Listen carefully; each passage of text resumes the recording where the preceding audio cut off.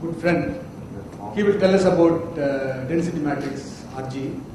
Originally, he was supposed to talk about time-dependent RG, but based on requests from various friends, he will go into the details, nuts and bolts of DMRG.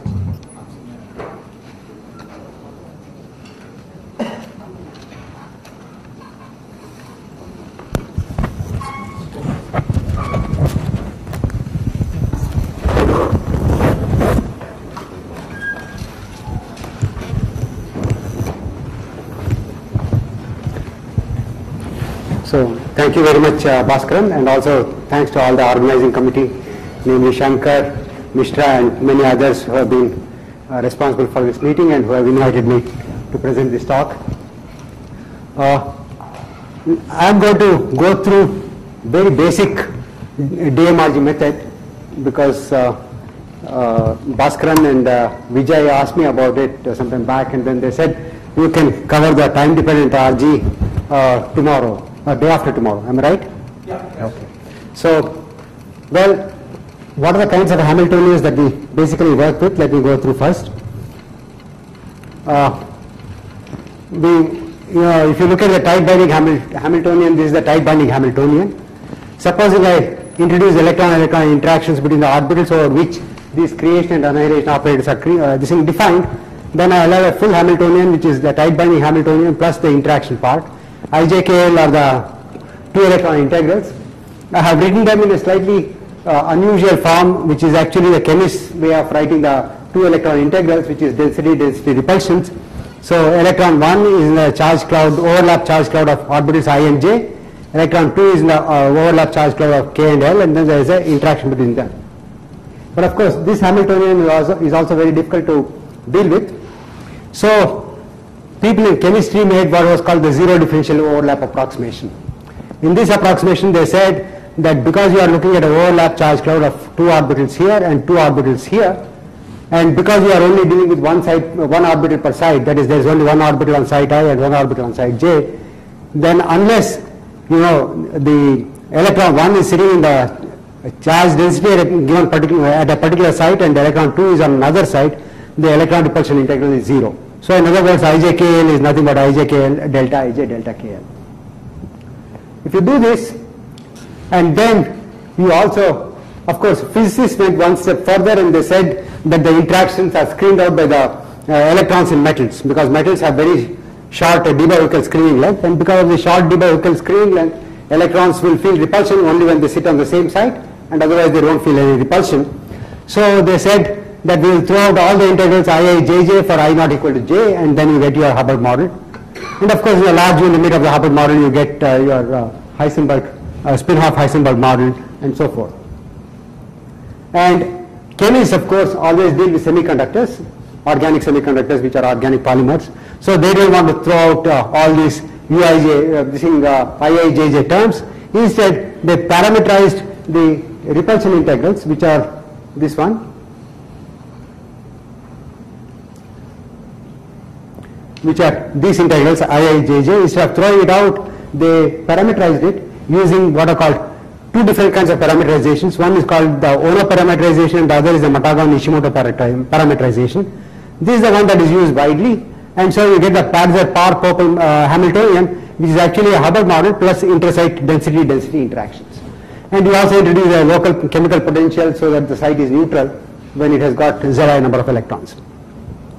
Well, this is still a one parameter model because you see that if I have all carbon atoms, then U's are all same for all the sites, and so Vrij is parameterized in terms of U's and the distances, and so this is still what the Parzer-Parr-Pople model is still a one parameter model. So this is the model Hamiltonian, which is you have the U term, you have the T term between two orbitals, which is a transfer term, then the U term, which is on-site repulsion, and then the V12, the V13, and so forth. And this is the Parzer-Parr-Pople Hamiltonian, which was introduced in 1953.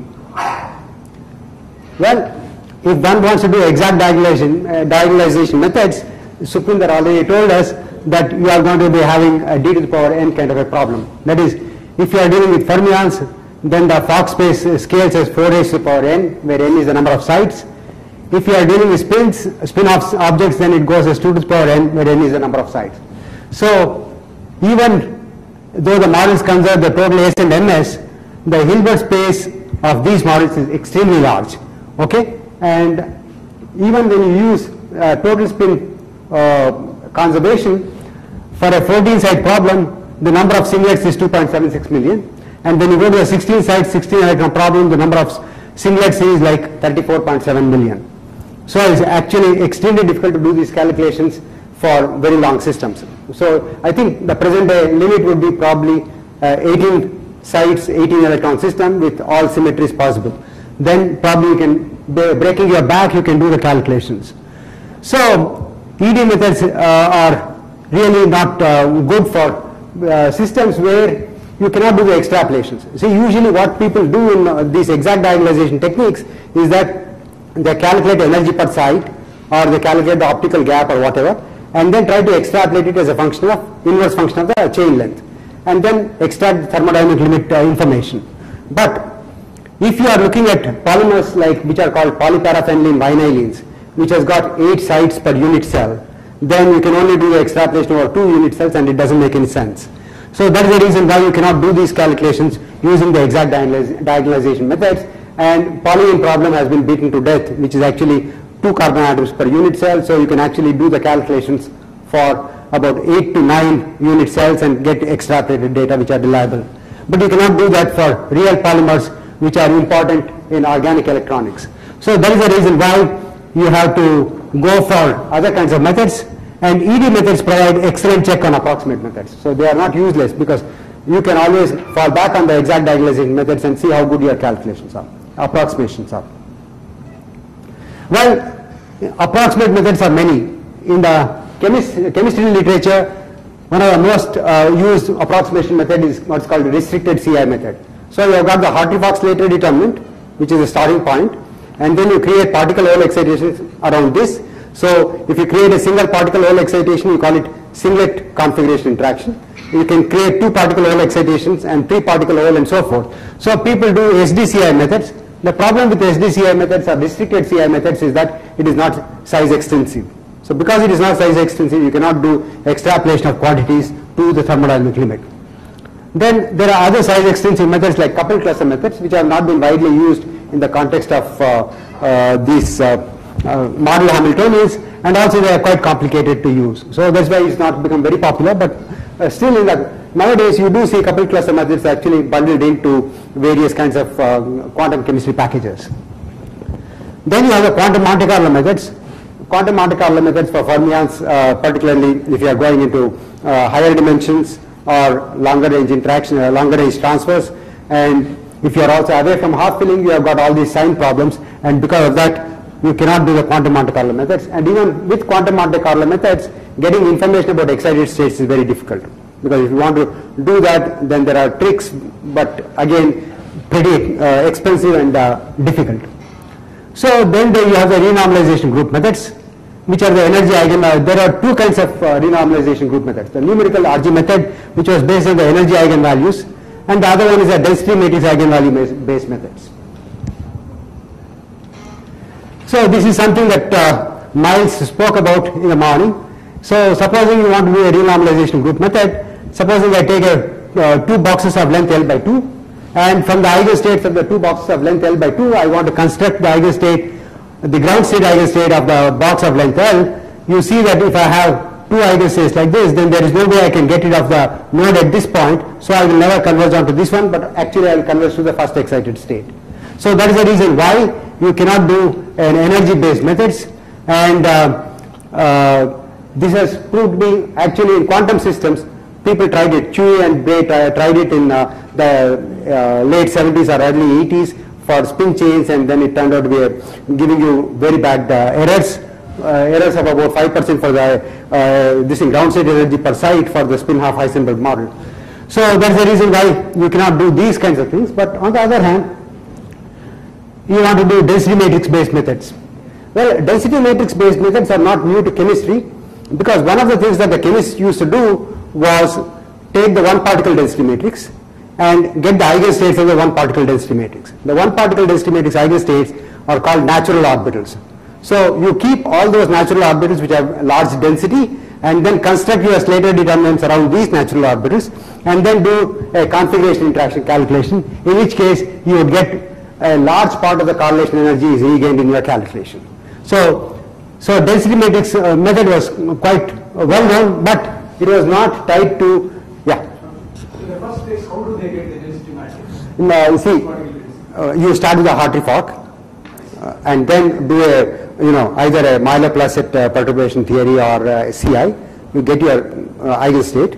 From the eigenstate, get the one particle density matrix, and then use the one particle, the natural orbitals to rewrite your Slater orbitals, and then keep continuing. Okay, so iterate.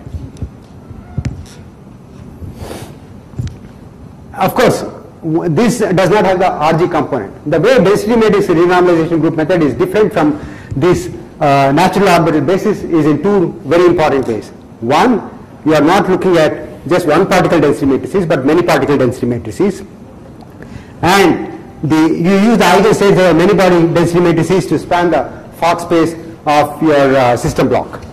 And then the second one is that you also keep augmenting the system, as in the RG approach. So you keep adding two sites or one site or three sites depending upon the kind of problem you are working with each time, so that you augment the system. But when you augment the system, you want to construct your Hamiltonian matrix, which is of the same dimension as before. Only the Hamiltonian matrix elements are different. So you are renormalizing the Hamiltonian in that sense. The coupling constants are changing constantly as you keep increasing the size of the system, but the size of the Hamiltonian matrix or the size of the Hilbert space that is spanned is not going to be increasing. So this is what the density matrix renormalization group method is. And now let me go over to the implementation of the density matrix renormalization group method for the simplest case of a spin half chain. So in the spin half chain, you have, let's start with the four-side problem. Okay, I have four spin halves, and I have taken open boundary conditions, so that my Hamiltonian is S1 dot S2, S2 dot S2 prime, S2 prime dot S1 prime. The primed sites are always on the right side of the block, and the unprimed sites are on the left side of the block. And if you look at the left block has the states, Fock space states, which are these four states corresponding to two down spins, two up spins, spin one down, spin two up, spin one up, and spin two down. So these are the four states you have. Now, use this Hamiltonian and construct so if you have four spins, you basically have the basis states are actually the direct product states of the left side Fock states and the right side Fock states. So you basically have a 16-dimensional Fock space. So in this 16-dimensional Fock space, you can write down your Hamiltonian matrix. That's quite simple because each one, S1 dot S2 can be expressed as S1Z, S2Z plus 1/2 S1 plus S2 minus plus S1 minus S2 plus. So you know how to operate by these things on these spins, and so you can pick up the coefficients. Once you pick up the coefficients, you get the Hamiltonian matrix. Once you get the Hamiltonian matrix, you can get the ground state.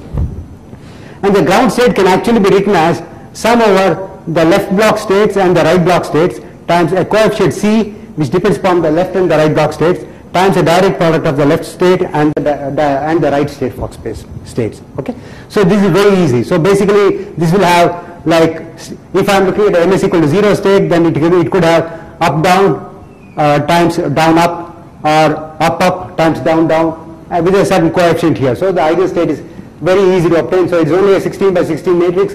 If you specialize it to the case of MS equal to 0, it will be a 6 by 6 matrix, and solving a 6 by 6 matrix is extremely trivial. So once you get this, what you do is you construct the density matrix for the left block. Okay, rho LL prime. So what is rho LL prime is sum over the right block states CLR CL prime R. So you know these coefficients CLR, and so from the CLR and CL prime R you can construct rho LL prime. So this is actually a 4 by 4 matrix because L and L prime are actually, L belongs to a Hilbert space of dimension 4. Now you can diagonalize the density matrix. So you obtain eigenvalue mu lambda and the Keck vector mu lambda as the eigenstates. Now what you do is, now let me jump to something that is more than 4 states, because 4 states is too small. So assume that you had actually done this calculation for a fairly long enough chain that you had something like 256 or 512 is the dimension of the left side space, because if it is 256, it means that you are working with a 16 side chain, and then you have the density matrix for the 8 side chain. So you will have something like 256 density matrix eigenvectors if you were to deal with a larger problem.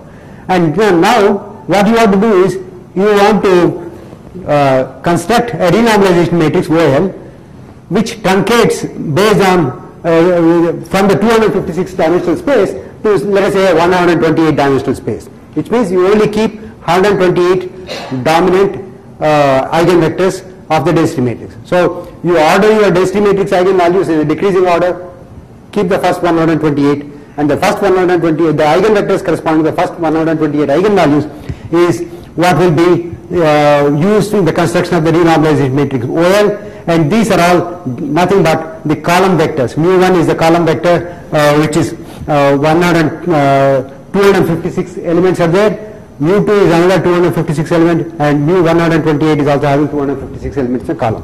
So basically this OL matrix is a L by N matrix. If L in our case was 256 and N in our case was 128, then you see that this is actually 256 by 128 matrix. So you can depict this also for the right block. Okay? And of course, I was telling somebody that block diagonalizing, diagonalizing this matrix, the density matrix rho, is a very, very easy job. Simply because rho can be written in a block diagonal form corresponding to different MS values. So usually even if it is 256 by 256 matrix, it is block diagonal corresponding to MS is equal to 4 all the way to MS is equal to minus 4. So you have 9 blocks. Each of these blocks is small enough that you can actually obtain the eigenvectors and the eigenvalues quite easily without resorting to any of the more advanced techniques for actually obtaining the eigenvalues and eigenvectors, or doing the singular value decomposition like Sukhwinder was talking about. So in this case, repeating for the right block would be very different. It won't be. If you have a symmetry, then you can actually use the same thing. Your Hamiltonian has that symmetry. Depends, the correct Hamiltonian has a symmetry, but in general it may not have the symmetry. Okay, but because depends, if you are having heteroatoms in a chain like polymethane amines, carbon, nitrogen, you will not have symmetry. So you repeat this for the right block as well, and once you get the density matrix, then you can write down your Hamiltonian matrix corresponding to the left block. So for the left block, the Hamiltonian matrix is just a 256 by 256 matrix, or in the simple case that I took, it is just a 4 by 4 matrix. Okay, so supposing L equal to 4 and M equal to 2, which is very bad approximation. So you will have a 4 by 4 matrix, and you have kept only 2 vectors in the density matrix, in the renormalization matrix, so that OL will be a 2 by 4 matrix, HL will be a 4 by 4 matrix, OL dagger is a 4 by 2 matrix. So when you do this transformation, HL gets renormalized to HL tilde, which is actually a 2 by 2 matrix. So it's simple matrix multiplication. So all you need to do is you have a non-square matrix O, which is of the which is a M by L matrix, and M by L matrix, and then you have your Hamiltonian for the left block, which is a L by L matrix, and M by L by L by L by H, L by M matrix will be the M by M matrix that you will get. So it is very simple to do this, and so this is the renormalization. So you can also renormalize all the other kinds of matrices. For example, for the site 1, I want to find out what the matrix S1Z is. So S1Z matrix for the site 1 will be a diagonal matrix, and because it is up is the first state diagonal entry will be half, and down for the second one, the second diagonal entry will be 0, minus half, third one will be plus half, minus half, like that. So you can very easily write down this matrix for the SZ. So once you write down the matrix for SZ, you can also renormalize the SZ matrix. So you have to renormalize all the necessary matrices for calculating the Hamiltonian matrix element at the next stage. Okay, so this is how you renormalize it, and then you repeat the process for the right block. So now what you have got is a renormalized or a truncated Hamiltonian for the left block, and truncated matrices for the operators of occurring on the left side, which are interesting to you. Like you can have the operator for S plus, you can have the operator for SZ, you can have corresponding to sites 1 and 2. So you will have 4 operators in this particular case that you will have to carry through. So now I will augment the system. And how do I augment the system? I add two new sites in the middle. So I call them 3 and 3 prime. So now the left side, earlier the sites 1 and 2 were actually spanned. The Fock space was spanned by the 4 states up, up, down, down, up, down, and down, up. Now it is going to be spanned by only probably 2 density matrix eigenvectors, no more the 4 states. So it is only the 2 density matrix eigenvectors. So this block is only a 2 by 2 block for the Hamiltonian. So if I write down the Hamiltonian of the augmented system, then this is the Hamiltonian of the left block, the Hamiltonian of the right block, interaction between the two new spins S3 dot S3 prime, interaction between the spin at site 2 of the left block with the new spin on the right and on the left, and then the new spin on the right is interacting with the second spin on the right block. So this is HL plus HR plus S3 dot S3 prime plus S2 dot S3 plus S3 prime dot S2 prime. So this is the Hamiltonian. Now what I have to do is obtain the Hamiltonian matrix. Now to get the Hamiltonian matrix I use a mixed basis. The mixed basis that I am going to use is the density matrix eigenvectors of the left block, which I call mu, and then the Fock space states, which is either the spin is up or down for the sigma 3, and then I have the sigma 3 prime, which is again up or down, and the 2 density matrix eigenvectors on the right, which I call mu prime. So I have a mu prime, mu sigma 3 prime, and mu prime, and the dimensionality of the space is, this is 2 into 2 4 into 2 8 into 216. So it looks like just a 4 spin system because the dimensionality of the space is not changed. It is still 2 to the power 4. I started with 2 to the power 4, I am ending with 2 to the power 4. And now I have to write down the Hamiltonian matrix. So I need to write down the Hamiltonian matrix in this basis. The basis is density matrix eigenvector on the left, which I call mu, the density matrix eigenvector on the right, which I call mu prime. Sigma 3 is the density matrix, is the Fock space state for spin 3, and sigma 3 prime is the Fock space state for spin 3 prime. So this is the matrix element I have to calculate, and this matrix element has lots of Kronecker deltas simply because of the orthogonalities. So you have mu S tilde L, mu, so this is the matrix that we have already calculated, and this appears only for delta sigma 3, tau 3 are the same, sigma 3 prime, tau 3 prime are the same, mu prime and mu prime are the same. Similarly, you can write down for the right, and when you come to the mixed terms, for example like sigma 3 times sigma 3 dot S3 prime, then you have the matrix representation of S3 in the space of up-down spins, and then S3 prime you have in the space of sigma 3 prime, tau 3 prime, so you can write down this, and for this one you have it in the mu basis and sigma 3 tau 3 basis. So you can just, it's a matter of writing down several direct products of matrices.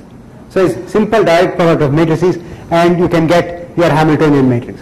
Once you get the Hamiltonian matrix, what you do is obtain the ground state, and once you get the ground state, go back and do this particular thing.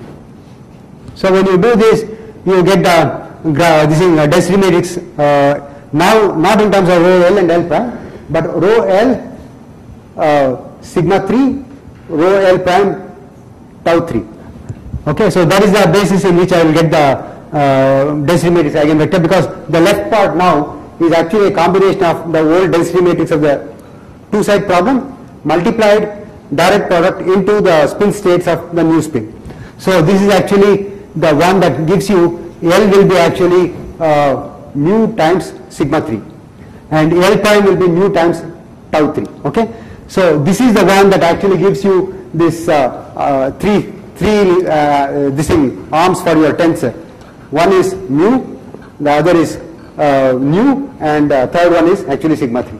Okay, so it's actually the 3 arms correspond to one of the raw spin and the other 2 are the density matrices, matrix eigenvectors. So I will come to that one later on, but that's how you will get the equivalent of the tensor. So now what you do is obtain the desired eigenstate of the augmented system, new left and right density matrices of a new eigenstate, new renormalized left and right block matrices.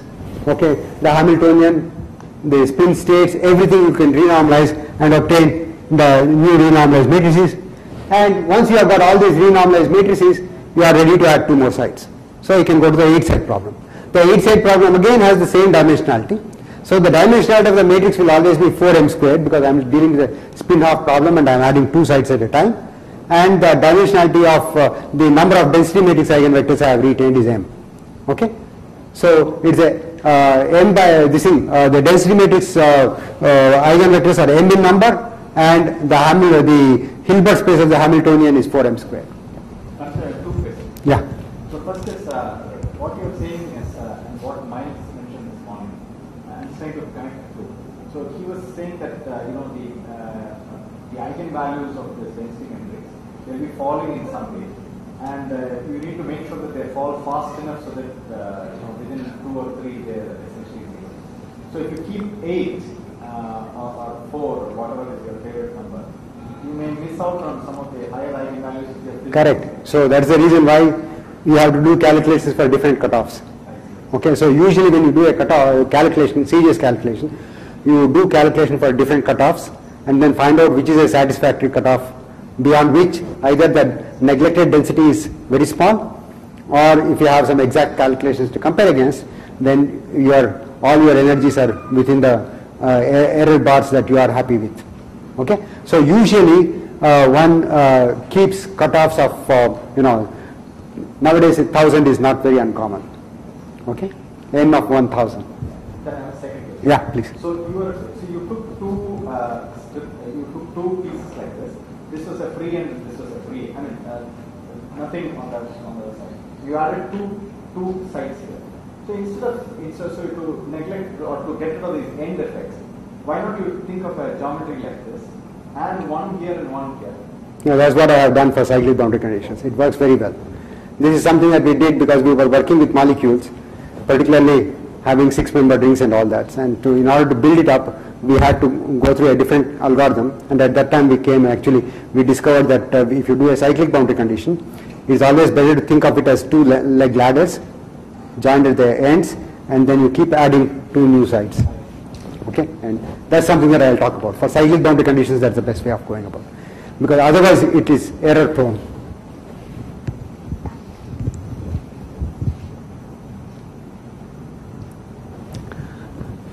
Now, calculation of properties is another important thing. So once you get your desired eigenstate, and within that particular eigenstate you want to calculate all the properties. The kind of properties that you are interested in are spin densities at various sites, if you are dealing with radicals, or charge densities, because if you are dealing with a carbon-nitrogen chain, you want to know, or the donor-acceptor chains, you want to know how much of the charge has been transferred. For example, TTF, TCNQ system, if you want to model, and then you want to know how much of the TTF has donated how much electron into the TCNQ, that kind of things that you will need to know. So for that, you will have to calculate these expectation values, which are quite straightforward. This was something that I think, I don't know whether it was Sukhvinder or Miles, they talked about. Basically, it is nothing but the matrix representation SIZ. I think you spoke about it.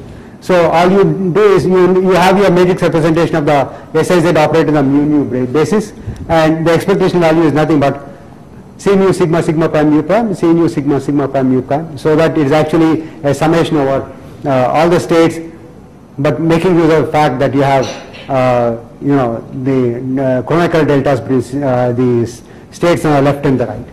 Okay, and the bra side and the ket side, the sigma and the sigma prime must be the same as tau and the tau prime. And mu and mu prime must be the same on both sides. So only matrix that comes in is this one. So it's quite easy to calculate these kinds of quantities. Now you can also calculate correlation functions. Okay. Now calculating correlation functions, one has to be careful, because if the two operators that you are dealing with are on different blocks, then it's very easy to calculate. You don't lose the accuracy. So if they are on different blocks, like one of them is in the left block and the other one is in the right block, I shall put J prime here, I made a mistake. So SI Z, Sj prime Z is what I'm looking at. Then you know that you can again calculate it in the usual way. Just simple, straightforward elementary quantum mechanics. You can get the expectation value of this one. But if the two side operators are on the same side of the chain, this is error prone. This is not good. So what you need to do is, whenever this happens, so for example, many times you will have to calculate things like bond order. So bond order is the AI dagger AI plus 1, plus the Hermitian conjugate. That is the bond order operator. So if you want to calculate the bond order operator, then this is a very bad way of going about. So for doing that, what you would do is the first time that this pair occurs, SIZ, SJZ occurs on the left side, you construct the matrix for the product.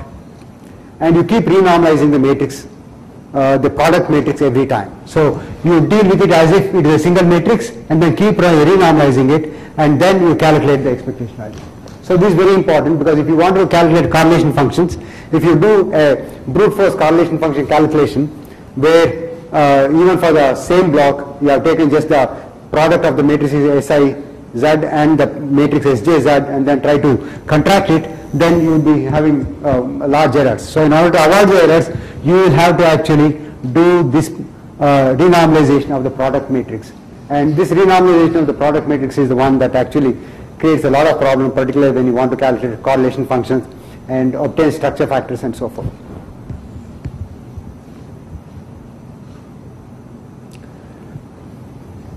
Now, all the while I was talking about targeting the ground state. So how do you get the excited states? So of course, there are very trivial ways of getting excited states. One of them is that you can get the ground state in the ms equal to 0 sector and the lowest energy state in the ms equal to 1 sector. The gap is going to be most probably the gap corresponding to the spin excitation. Okay, but you would not know the spin of the excited state, because neither would you know the spin of the ground state, because you only know the ms values. Okay, so yeah. Before you go to excited state, is it possible to make some connection with what Miles was talking this morning in terms of his operations, or even Lewis? Yeah, these are the contractions I was talking about. So, okay, let me go to the simplest case, and I'm sure Sukhvindra will be able to throw some light on that. So this is the operator that he had put in the middle between the two blocks, okay, and then he contracted it. Okay, so this is nothing but the contraction of your operator with your matrix product states. So a matrix product state is this one, okay, and I'll tell you why that is a matrix product state as we go along. But this is exactly the this in figures in which you had a red dot coming in the middle, and then you have these blue circles on top and all that, and then you try to contract it. Okay, so that's exactly what I'm doing here. There's a little difference, right? In the sense that in your end iteration, you have only these things. Yeah. But they seem to have the entire package at a glance. Yeah, but that entire information is in this one. Yeah, but then you have the product of all. So this is already contracted. This is already contracted. I see.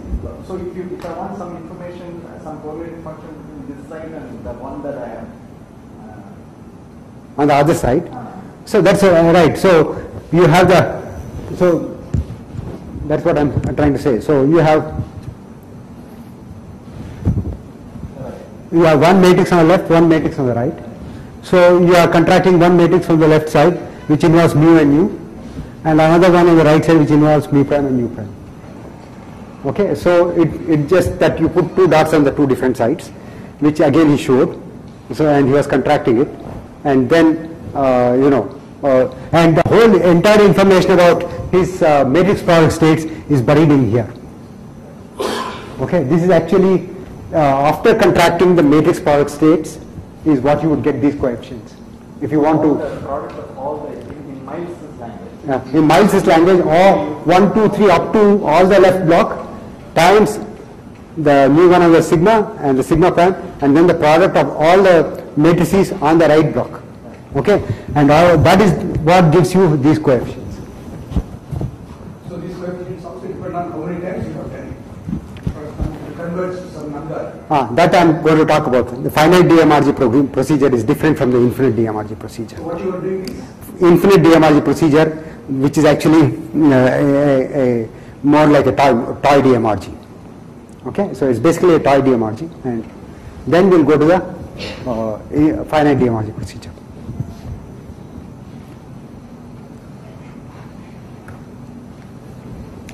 Okay, let me see how we can target the excited states. So If you want the first excited state psi 1, then what we do is right from the beginning we construct the density matrices corresponding to from the psi 1 instead of from psi g or psi 0, and we can go through the entire calculation. So that way we can get the excited state psi 1 within the ms equal to 0 sector. Of course, if you want the excited state, the lowest excited state is in the ms equal to 1 sector, it's trivial to get it because you get the lowest state in the ms equal to 0 and the ms equal to 1 sectors, the difference in energy will give you the spin gap. Okay, so supposing it is not the spin gap. See, because what happens is many times in molecules, the lowest excited state can be is a triplet state, and the second excited state is a singlet state. So often you want to get the gap between the lowest state and the second singlet state. Okay, so you have to get various different kinds of gaps. I'll come to that one in a while. So you can do this psi 1, but if you want to simultaneously target psi 0 and psi 1, even that is possible. All you need to do is you take an average density matrix. So Wi is the weight and rho I is the density matrix corresponding to the state psi I, and then you construct the average density matrix as I equal to 0 to p, where p are the states you are targeting, p plus 1 are the states you are targeting. So you can actually obtain the density matrix eigenvectors and assume that these density matrix eigenvectors span in a balanced way all the states from ground state 0 to the peak excited state. Okay, so it's a hope. It may not be realized, but it's a hope, and you can do that.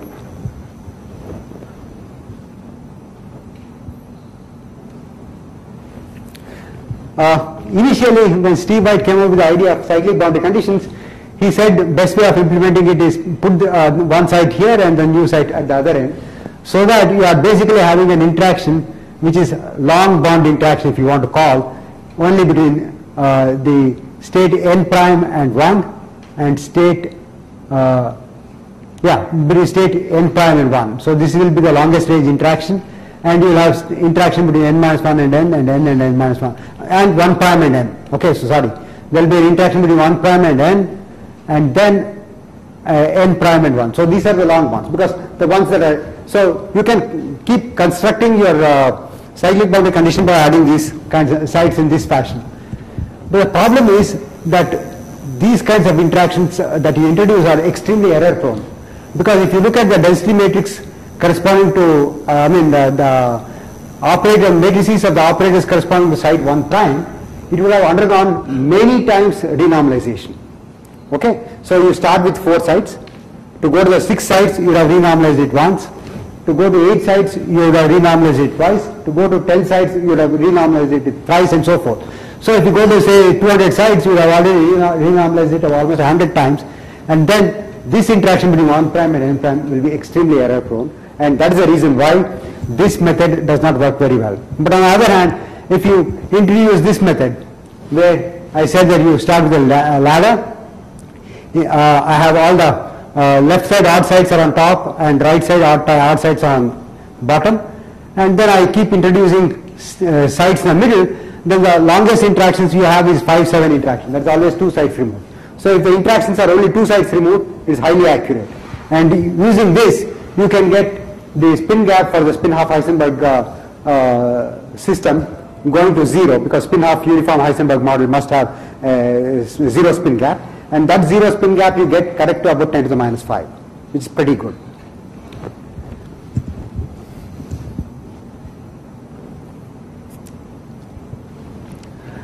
So you do a finite system DMRG whenever you are interested in obtaining the eigenstates of a finite system of 2n sites. So whenever you are constructing the 2n site system, what's happened is at every stage you have not used the density matrix corresponding to the 2n site system. For example, the density matrix corresponding to 3 sites, rho 3 is from the 6 site system, rho 4 is from an 8 site system, rho 20 is from a 10 site, rho 10 is from a 20 site system, and so forth. So in the 2n site, in order to construct, what you really want is that all these density matrices are actually density matrices of the 2n site system. So you want the rho 3 to be the density matrix of the 200 site system, or rho 4 also to be of the 200 site system, and so forth, not of the 8 site system. So if you want to do that, then you will have to do what's called the finite system DMRG. and this really improves the this thing, energies enormously. So I'll just show you how one goes about this one. So what you do is, you do your infinite system DMRG and you come to a stage where you have n2 minus 1 sides on the left, n2 minus 1 sides on the right, and then 2 sides sigma 1 sigma 1 prime in the middle. So you have the total is 2 n sides, n2 minus 1 plus n2 minus 1 plus 2 will be 2 n sides. So you have an n side system.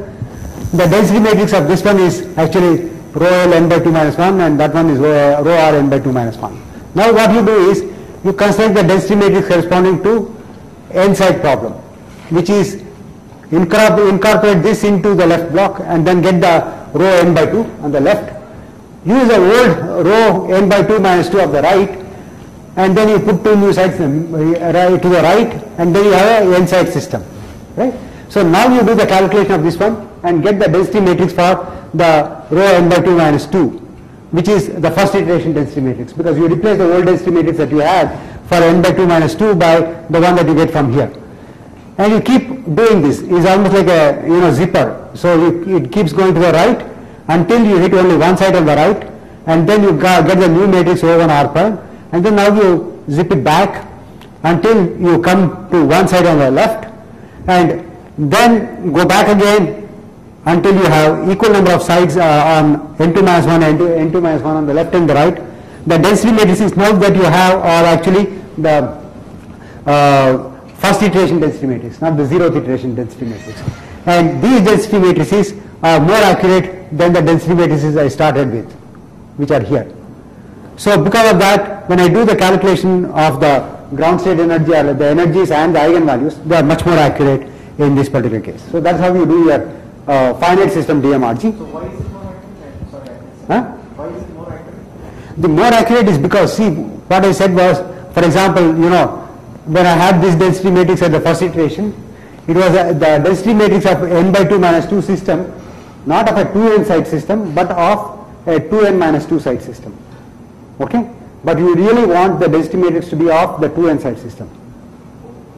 Okay? In order to make it more accurate. So initially you started with density matrices of smaller systems, and not density matrices, small density matrices corresponding to large systems.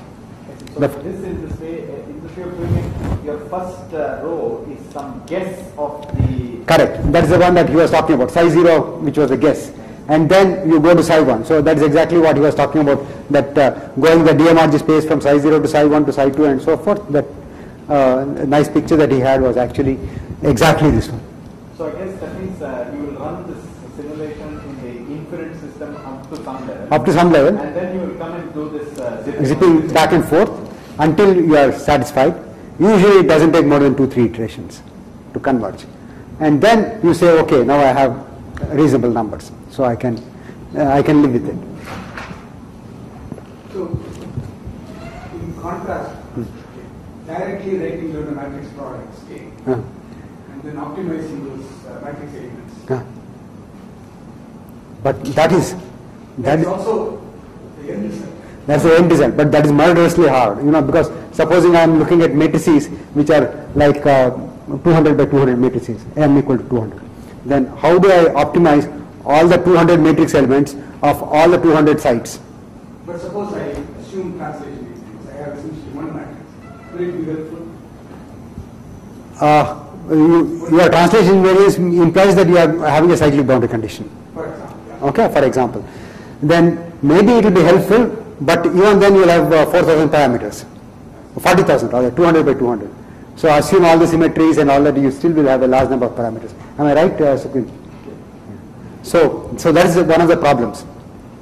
So I think my own take on matrix product state is that it is the DMRG is the best way of actually getting the matrix product state functions. Okay, so it's just matrix product states were known for a very long time. I think even the DMRG in some form was known. Baxter had done it in statistical mechanics using the Cardinal matrix this renormalization group. If you go to Toshino's website with the Kobe University, so you will see Baxter had done it in 60s. Okay, so but that was actually going from a this thing, treating the two-dimensional classical model as a one-dimensional quantum model, transfer matrix technique. Okay, so I had done that. So, but the point is that a density matrix renormalization group is the one that actually gives you a handle on how to do things. So in this some nice matrix. Yeah. You can write down Yeah, yeah. Some somebody was asking if you can display one such n result Huh. in terms of the form of a matrix. Suppose optimized Huh. Heisenberg chain. Huh. How does it look like in terms of? It looks crazy. No, it is not in any tridiagonal form, nothing.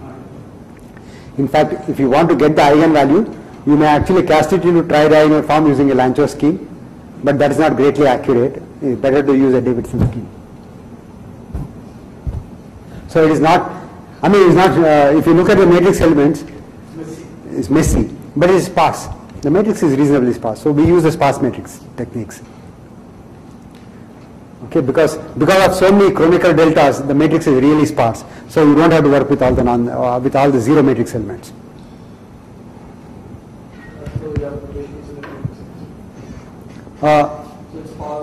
It is sparse simply because of so many chronicle deltas that come in the actual matrix element. So which is related to rotation. Okay, it is also true even in other even in other models. Just following up on so you said the final result is a matrix, right? Yeah.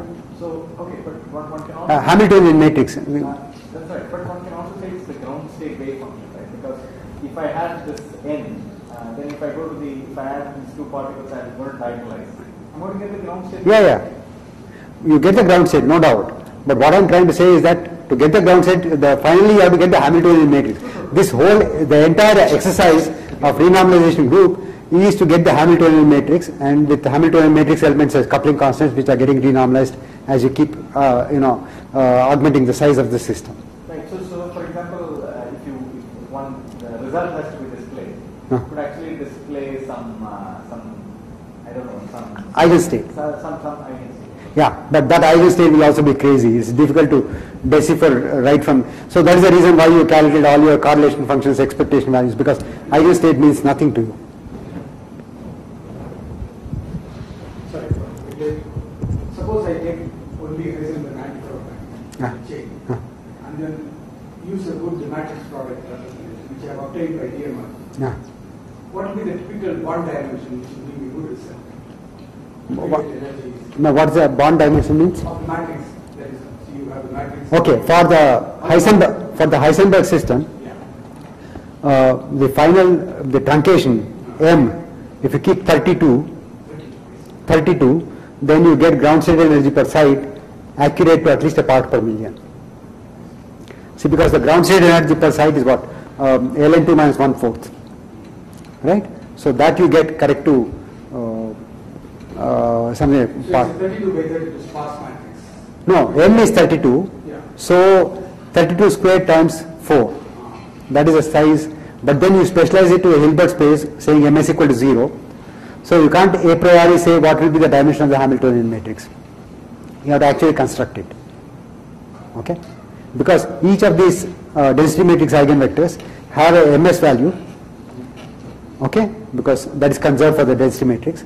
So that you can work with a definite Ms sector. Ms equal to 0, let us say. So Ms equal to 0 means that it will not be 4 times 32 squared, the size of the matrix, but it will be far less than that. So it will be less than 1000 by 1000. Yeah.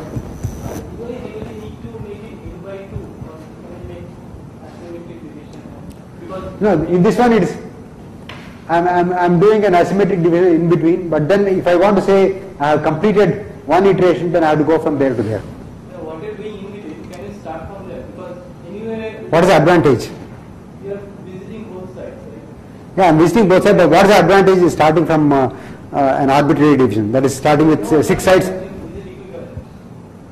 It could be equivalent, but the way people implement it is always equal sides because it's easy. You can use a reflection symmetry. And you don't have to calculate the density matrices for the left and right, at least in the infinite DMRG separately. See, in the infinite DMRG, if you have unequal number of sides on the left and right, then you will have to consider the density matrix for the left as well as for the right. Whereas if you have equal division, then you can just use the one on the left onto the right. Okay, so that cuts down the calculation, numerical effort. So the infinite part. That's for the infinite part. Afterwards, of course, when you do the finite sweeps, you have to have unequal ones. But in order to reach this one, you will require, usually the size of the system is at least about 200 sites. Yeah, it's fairly large.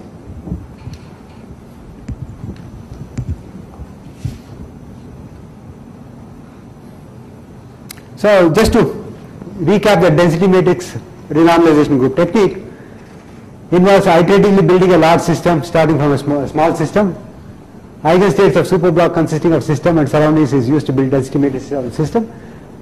Dominant eigenstates, about 100 to 1000 of the density matrix, are used to span the Fock space of the system. Superblock size is increased by adding 2 new sites, very accurate for one and quasi one-dimensional systems such as Hubbard, Heisenberg, spin chains and polymers. So it's about 20 years back that Steve White introduced this technique. So this is also away from half filling, about model. You can do that away from half filling also. Yeah. See, we have usually when you want to get the charge gap of a system, then no, not that. You go to one electron more than half filling, one electron less than half filling to get the charge gap, so that you know how the charge gap is going to extrapolate, and is the system going to be a conducting system or a insulating system. But with the point of view of studying doped Hubbard model, You can do that. you can go. I think so, but I have not done that, so I don't know how accurate it is. But definitely, if you have a half filling plus minus 1 electrons or plus minus 2 electrons even, it's still accurate. 15% doping. Optimal. 15% doping, I don't know.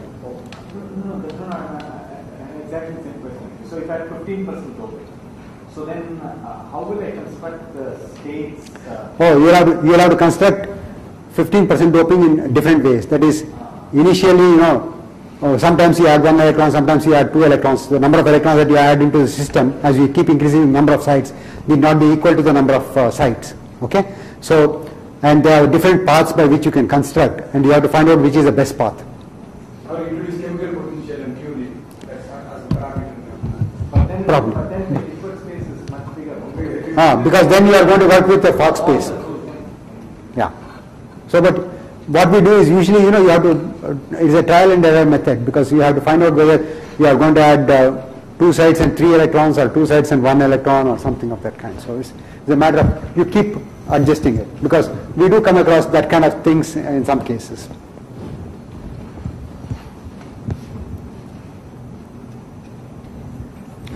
Now I want to make explicit connection between DMRG and matrix product states. Okay, so let us assume that we did the finite DMRG, and then we went into the limit case where I have n minus 1 sites in the left block and only 1 site, which is the nth site on the right block. Okay, and my eigenstate psi is written in terms of the eigenvectors of the n minus 1 block times the Fock space state sigma n of the nth site, so it is mu n minus 1 sigma n, right? It's just straightforward, because the states on n minus 1 is spanned by mu n minus 1, and the state on the nth site is spanned by sigma n. So, and it's a direct product of these two is what I have to take, and I get a representation of this one. Now, if you look at mu n minus 1, that can be written in terms of the density matrix eigenvectors of, these are density matrix eigenvector of a block with n minus 1 sites. So the density matrix eigenvector of a block with n minus 1 sites can be written as a density matrix in terms of density matrix eigenvectors of the n minus 2 block and 1 spin at n minus 1 site. So this matrix gives me the mu n minus 1 in terms of mu n minus 2 and sigma n minus 1. Right? So I can keep doing this. So I can just substitute it back in this one and so on and so forth. So when I keep doing it, then what I will get is psi will be sum of mu n minus 2, mu n minus 1, sigma n minus 1, sigma n, a n minus 1, mu n minus 1, sigma n, and all that. So this is just a matter of getting the products. So all that I have done is Each one of these states that I started with nu n minus 1 can be expressed in terms of nu n minus 2 minus sigma n minus 1. Nu n minus 2 can be expressed in terms of nu of n minus 3 times sigma n minus 2. And if I keep doing that all the way, then the whole thing will turn out to be just the expression in terms of this sigma 1, sigma 2, sigma n, nu 1, nu 2, nu n minus 1. So I will have a1, nu 1, sigma 1, nu 2, nu 1, sigma 2, nu n minus 1, sigma n, sigma 1, sigma 2, sigma n. Okay? So what I am going to do is I will say that the contracting index that I have, I will put on the horizontal arm, and then the spin index that I have, I will put on the vertical arm, and then I will just multiply them out. So this becomes a matrix product state. And in your approach, it's not a variation because you get exact numbers for A's. Yeah, exact numbers for A's. Yeah. So that is the connection between matrix product states and the density matrix renormalization group calculations. So it's just a matter of going back and forth. Okay. But your point is that you can start with this matrix product answer, Yeah. and then treating it as a variational problem is getting very hard. I think so. I think he should be able to. do that. You can do that. But it's true that DMRG is probably the fastest way to the Yeah. Because I am not very familiar with matrix product states per se because I have not followed it so closely. Okay, but the point is that I find, you know, after a while, you start developing, you stop developing things and start using things, and it becomes a habit. So But this way of doing matrix product state, does that give you some advantage that you can use say 2D systems as compared to DMRG bits where this adding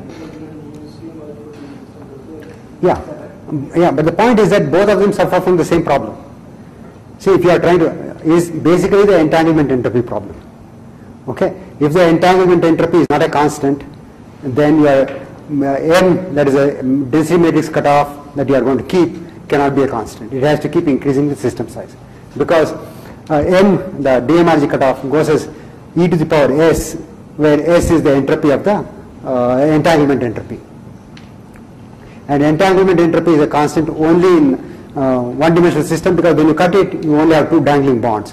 But of course, near criticality, you have got logarithmic corrections like he was mentioning, and so you again have problems. But nonetheless, if you keep large enough m, you can go close enough to the criticality.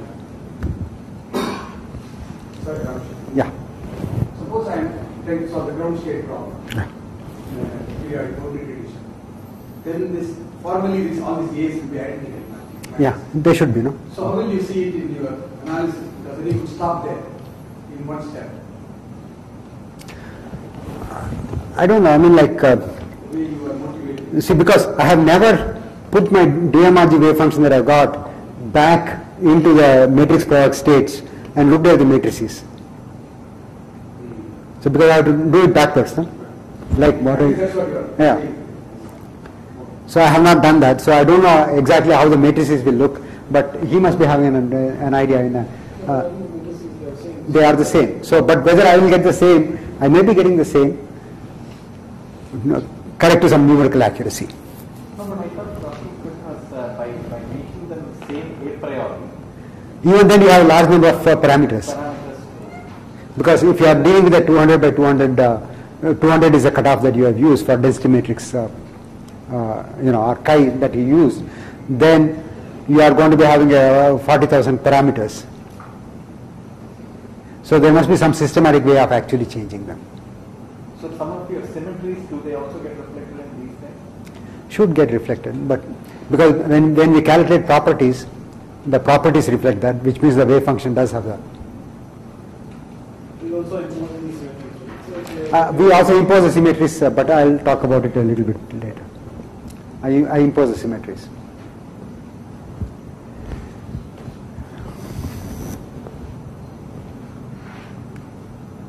So basically, this is what I was talking about. If you are looking at entanglement entropy, then this is the entanglement entropy. If you have the density matrix rho L, you have the eigenvalues mu alpha, then this is the entanglement entropy.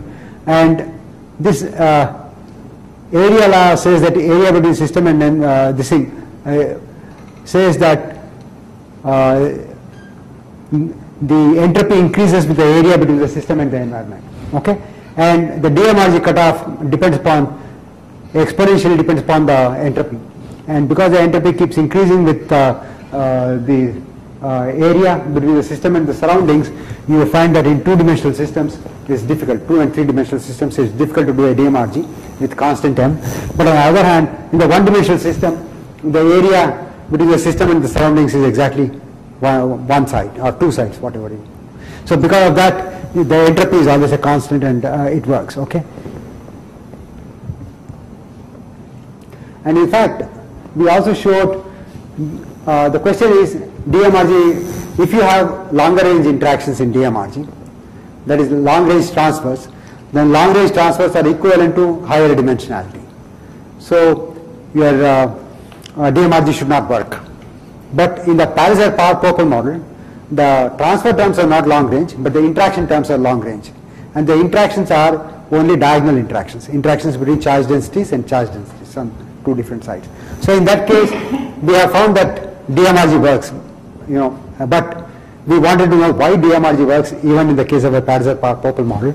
And for that we calculated the entanglement entropy for a Hubbard chase with U by T equal to 4. 16-side problem is what we solved, and the PPP eigenstates. And we worked with singlet AG plus, which is a ground state, triplet BU minus BU plus, which gives me the triplet gap. And you know that the W occupied site on one side and empty site on the other side are not entangled. And so it does not really add to the entanglement entropy significantly. So that's the reason why we think that the PPP model is can be solved by the DMRG technique.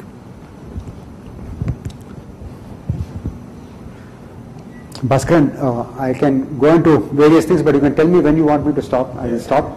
Okay, but okay. Yeah, because I am not trying to finish everything that I have written out. I want to go through slowly because that's what you want.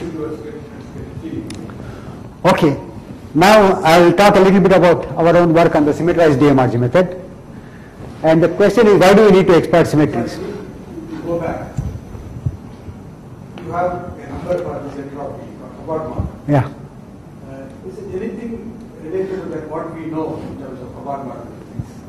Because normally we don't ask this question. No, but I just computed the numbers and found that they were very similar. Okay. And we also, this is something that we found, and then supposing we also did the icosahedral clusters, which we could solve using the, and in that case, the entanglement entropy was very large. Well, it's a three-dimensional cluster, so when you break it, then I don't know what these numbers actually mean, except saying that I have the density, the states with states with low density matrix eigenvalues and states with high density matrix eigenvalues are the only things that are contributing. When the density matrix eigenvalue is like 10 to the minus 30, it contributes very little to entropy. When the density matrix eigenvalue is more close to 1, it also contributes very little to entropy. So it is these two extreme kinds of things that are actually having a larger presence in the wave function than the ones where you have homogeneous distribution of charges probably. And when you push this calculation to u equal to 0, yeah. Okay, so then there is to be logarithmic the entanglement entropy, Fermi. We separate two systems, it goes log n. Okay. No, we did that. We have done that for the Huggel chains only to compare. We have the results. It has appeared in JFA's CONMAT. Okay. So, but because that becomes a critical system, gapless okay, system. gapless system, correct. Huggel model with uniform transfer integral. So you have it set. Yeah. So, but I have not looked at it, but we can do the calculations. Yeah, it will be a gapless system in the thermodynamic limit.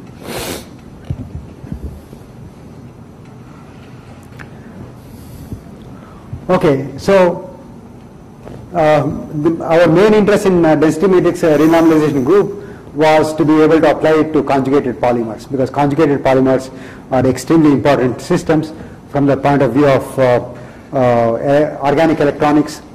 Today you see them in organic light emitting diodes, and Already they have got organic photovoltaic cells which show efficiency of about 10%, and you can have organic thin film transistors, all kinds of things that you can do. And processing is very simple, so people are interested in these materials.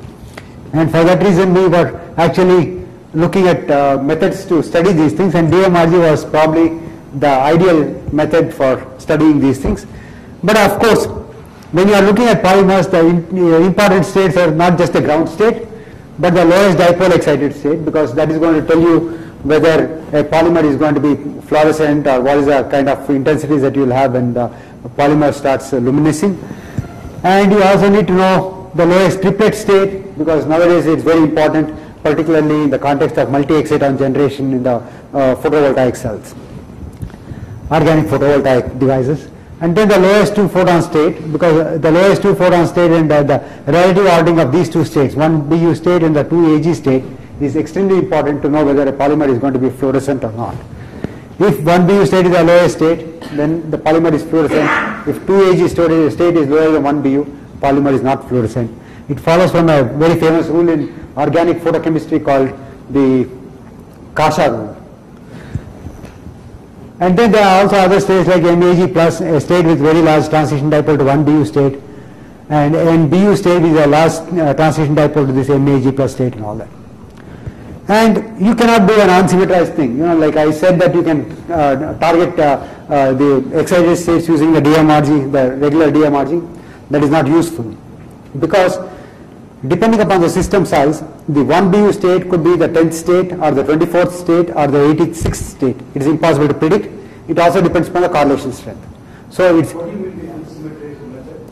unsymmetrized methods is methods where I don't use the symmetry of the polymer, which is actually the inversion center.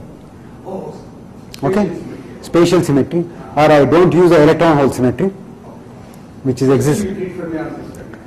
Still treat fermions as fermions. I don't use electron hole symmetry, so that my Hamiltonian is not block diagonalized. Okay, unsymmetrized. It's not permutation symmetry. No, it's not permutation symmetry. It's not permutation symmetry. Permutation symmetry, no. It's intact. Yeah, that is intact. That we are not playing around with. So permutation symmetry in terms of whether the spin symmetries you are talking about. Yeah, total antisymmetry. That is completely respected and honored.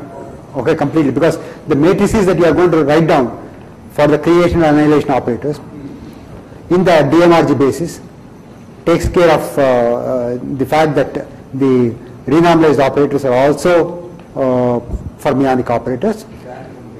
The anti-commutation relationship is there, and then when you actually use the symmetries and you switch the operators from one side to the other, then you have to do correct phase factor corrections. Depending on the number of particles in each of the density matrix eigenvectors, you will know what is the phase in order to pull the operators through. So you have to be careful. So the problem is, if I give you a Hubbard model, for example, of say 8 sites and U is equal to 2, then the lowest excited state, which is optically allowed, may be the 6th state. But if I give you 8 sites with U equal to 10, it may be the 24th site, because all the spin states will come lower in energy and the charge states will go higher in energy. So it depends upon the correlation strength. It also depends upon the chain length and so forth. So it's impossible to predict a priori what is going to be the way the 1 BU state is going to lie, whether it is a 2nd state or the 4th state or whatever it is. So you have to use symmetry in order to get that.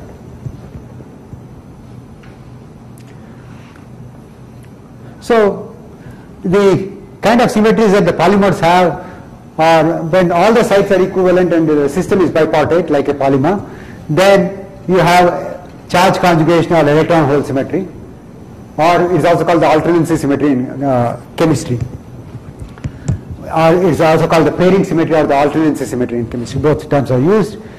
And what is the symmetry? At half filling, the Hamiltonian is invariant under the transformation of turning a creation operator to annihilation operator on one sublattice and replacing the creation operator by an annihilation operator with a phase -1 on the other sublattice. When you do this, the Hamiltonian is invariant, and this is what is called the electron hole symmetry or the charge conjugation symmetry or the alternancy symmetry or whatever, or the pairing symmetry.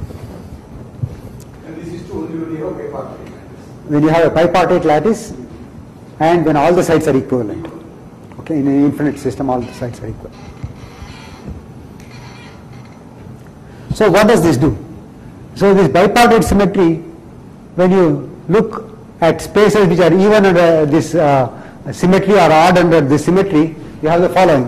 When under the even symmetry, the full space consists of what? You have, when you at half filling, you can have interaction energies which is 0, u, 2u, etc. Now, when you go to a space which is even under electron hole symmetry, you go to a space which consists of 0 interaction energy, states with interaction energy 0, u, 2u, etc. Under the odd, you only have interaction energies of u, 2u, etc. So when the interaction energy is 0, every site is singly occupied. When at half filling, when all the sites are singly occupied, then you don't have any interaction energy, and that is a 0. But this is absent in the space which is odd under the electron hole symmetry. And that is why this space is called an ionic space, and this space is called the covalent space. And a dipole operator always connects these two states. And because of that, you will see that if we can get the lowest state in this one and the lowest state in this space, then the energy gap between these two states will be the optical gap, or the gap which is connected, or this is the states are connected by the electric dipole radiation. But interaction mixes those two, covalent and ionic subspace are mixed. No, interaction does not mix.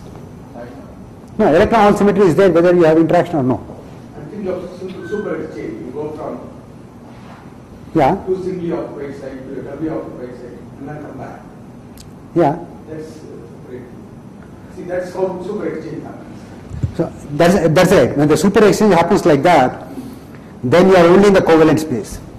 So that is the space in which you are there is only this one, because all the states with U, which are very large, are thrown into the Stoneware excitations. Okay, charge excitations. So your spin wave excitations will only come from this space, covalent subspace. So there is virtual mixing into this.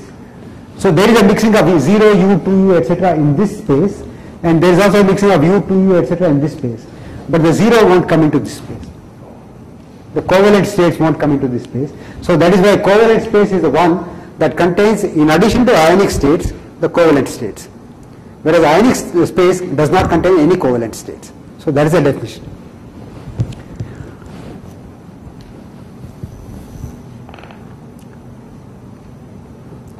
Now, when you are looking at spin symmetries, we are always dealing with non-relativistic Hamiltonians. So the total spin is conserved, the Z component of the total spin is conserved. Exploring Z component of total spin is trivial, because all you are looking at is states which are written with spin orbitals, okay, up spin, down spin orbitals and so forth. But exploiting S squared is hard. But when Ms is equal to 0, there is one more symmetry which is very interesting. So it is very much like the electron hole symmetry when you have a half filling. That is, the Hamiltonian is invariant when you rotate all the spins by y-axis by an angle pi. Okay? So which is equivalent to flipping all the spins which are up to down and down to up. So the Hamiltonian is invariant under that, and when you have that symmetry, it's easy to show that your full space consists of Ms equal to 0, and Ms equal to 0 consists of total spin 0, 1, 2, etc.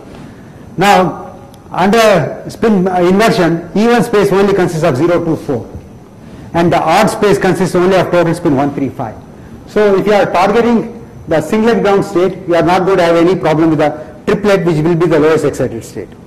Similarly, when you are targeting the triplet, you will have no interference coming from either the quintet states or from the singlet states. So they are thrown out.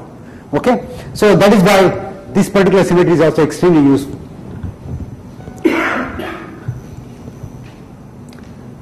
And these symmetries are also site symmetries. For example, if I give you the Fock space of a single site, then you have state 1 is vacuum, state 2 is upspin, state 3 is downspin, state 4 is up and downspin for a particular site. Because if you have an orbital can be empty, occupied with an upspin electron, occupied with a downspin electron, or occupied with 2 electrons. So that is what a Fock space is. Now the site electron hole symmetry operator Ji has the property of switching the empty sites to doubly occupied sites and doubly occupied sites to empty sites, because wherever you have a creation operator, it is replaced by annihilation operator, and wherever there is an annihilation operator, it's replaced by creation operator, except that there will be a phase one has to be careful about, and you will see that 1 goes to 4 and 4 goes to -1, and 2 will be going to 3 eta is equal to +1 on the A sublattice and -1 on the B sublattice. Okay, 2 and 3 will be interchanging that way. So the side parity operator also has, that is a spin inversion symmetry, also has similar kind of side representation. So which is 1 going to 1, 2 goes to 3, 3 goes to 2, 4 goes to 4, 4 goes to -4.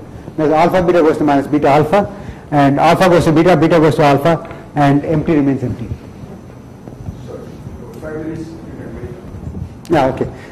3:30, I can finish in about 5 to 10 minutes. Yeah. Okay. I'll just do this symmetry part and then finish. So, because they are side operators, you can represent them as direct products. And you can keep renormalizing them quite easily, because just as you had side operators with spins and other things, similarly symmetry operators can also be renormalized and carried through. So that is a great advantage with this one. I just want to point out, when physicists do this DMRG, normally they don't worry about too many excited states. That's right. In fact, very rarely do they worry about excited states. For example, when they do the Kagome lattice and various things, they are not looking at the spin excitations at all. They are focusing on that, whereas you worry about excited states. Because most of the idea behind using model Hamiltonians is not to worry about total energy, but to worry about the excitation spectrum.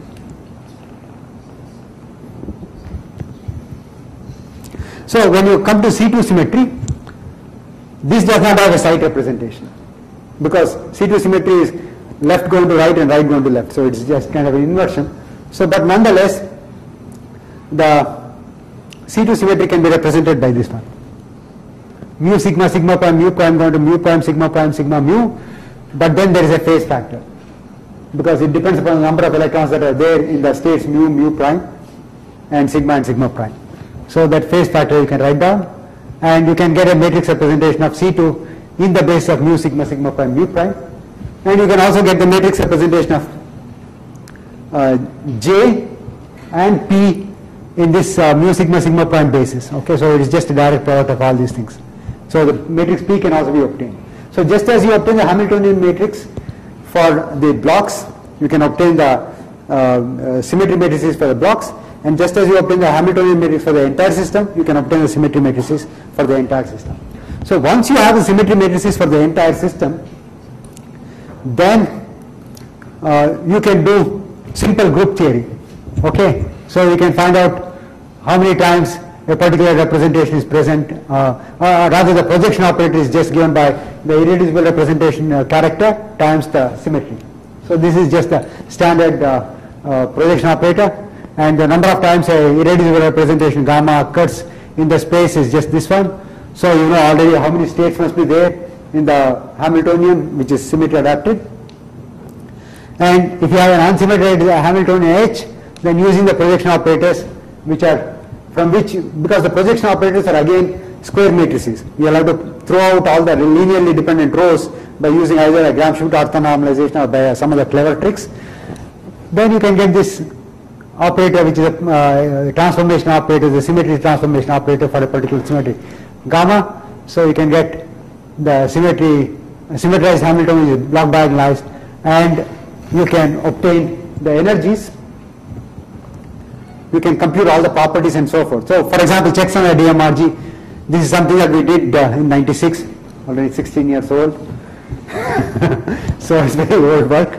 So you can get from the beta answers the exact gap for u/2 equal to 4, 1.2867. We get 1.278 from the DMRG, and for u/2 equal to 6, we get a gap of 2.895 against 2.893 from exact result. And this is with only about a cutoff of about 150, which was the best we could do those days. And you can also show that the singlet gap for the uniform Hubbard chain has to go to 0. This is actually going to 0. And here you will see the splitting of the excitations. These are the charge excitations, these are the spin excitations. And as you increase u, the spectrum comes down because this is the number of sites on this side and the energy on this side, and you see the spectrum compresses, and in fact these things become the spin wave excitation spectra of the Hubbard model. And I think I'll stop at this point and I'll take any more questions that you may have.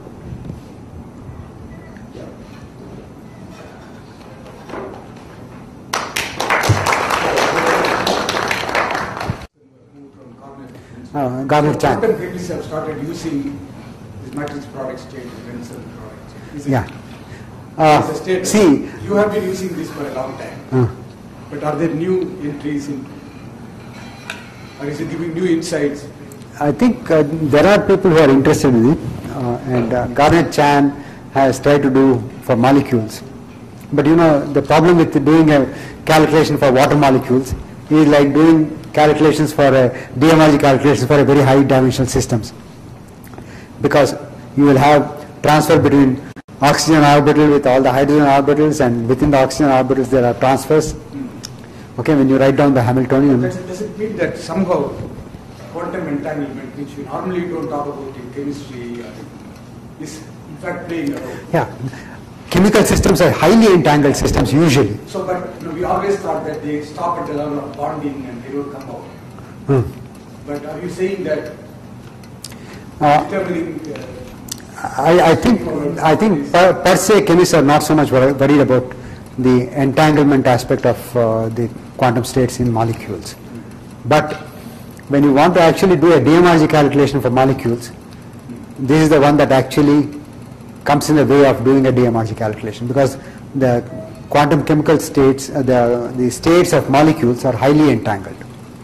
Because when I write down a molecule, then you would see that you look at a molecular orbital, go into the K space, then you will see that there is going to be interaction between different slated determinants, which is equivalent to saying that, which are off diagonal, which is equivalent to saying that you have not only nearest neighbor transfer, but you also have long range transfer, effective long range transfer.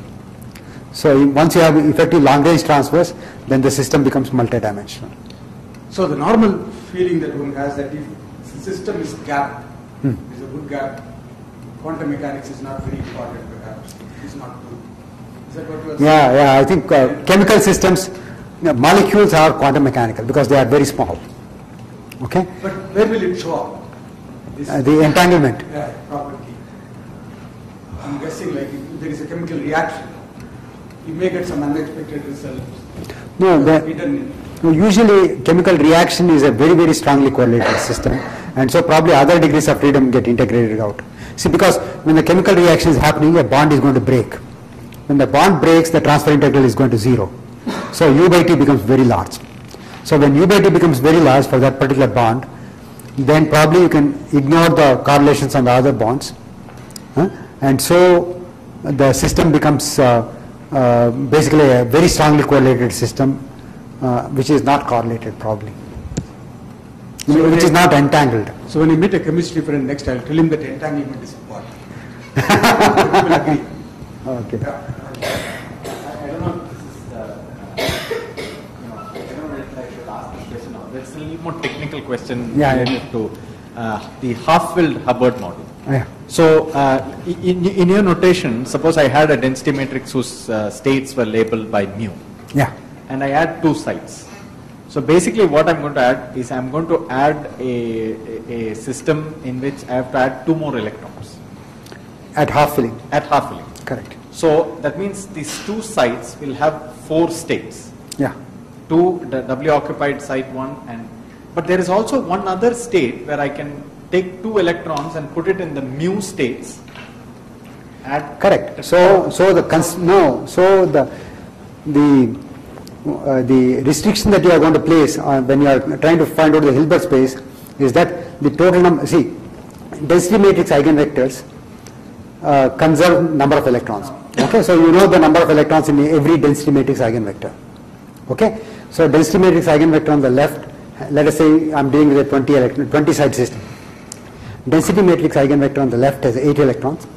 Density matrix eigenvector on the right has say 9 electrons.